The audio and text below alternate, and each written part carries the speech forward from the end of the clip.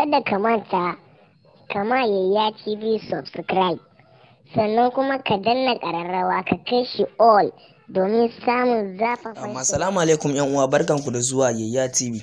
Kamar yadda kuka sani, bidiyon mu na yau zai muku bayani ne akan yadda zaka ɓoye abu a cikin wayanka ba tare da keep safe ba, kuma ba tare da wani application na ɓoye abu ba a cikin wannan wayan mu. Wannan sirrin yake, amma na san mutane da dama ba su san wannan sirrin ba, kuma ba su san ya yake ba. So ku biyo mu daga farkon wannan bidiyon namu har karshe, za ku ga yadda abin namu ya kasance. So da farko ba komai bane, zaka danna fuskan wayarka ne kamar haka ka saya. Idan ka danna kamar haka ka saya, zaka kalla an rubuta wallpapers, widgets da kuma xdem da kuma menu, sai ka shiga menu.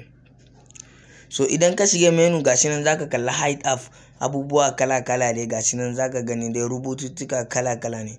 So sai ka shiga hide app.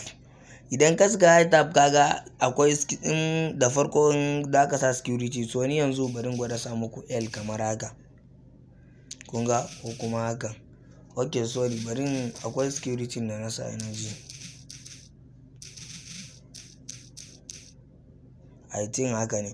So kun ga, ba tare da bata lokaci ba, ka shiga cikin wannan hide, to zaka dawo nan wajen. Kaga idan baka so ka sa security, zaka danna wannan wajen. Daga ranar kaga security ya fita. Idan ka danna wannan wajen, zaka shiga cikin hide app naka ba tare da security ba. Kaga yanzu zan shiga ba tare da security ba, amma kuma da security zai fi. Kaga sai ka zo ka sake sa security da ranka yake so. Bari in sa security na naɗa su. So kaga security na, kaga ya ce na maimaita. So idan kana so ka ɓoye wani application ne, ko kuma wani galerin ka da ko hoton da baka so a gani, ko kuma wani game da haka saboda irin kanne, ko kuma wani app da ka san dai ba za rasa application kala kala ba, in dai zaka ɓoye abin ka ne ko wani abu, so ba tare da ɓata lokaci ba zaka zo nan wajen. Idan ka zo, abu mai sauki ne, ba wani ɓata lokaci zaka yi ba. Kamar misali, ni yanzu ina so in ɓoye wannan Binance, to bari in na danna nan wajen, shikenan da zarar na danna kawai ba abin da zan taba, gashi nan zaka ga ya dawo nan wajen. Kaga zuwan shi shikenan, kawai zaka bar shi. Idan kai back, zaka zo ka shigo nan wajen.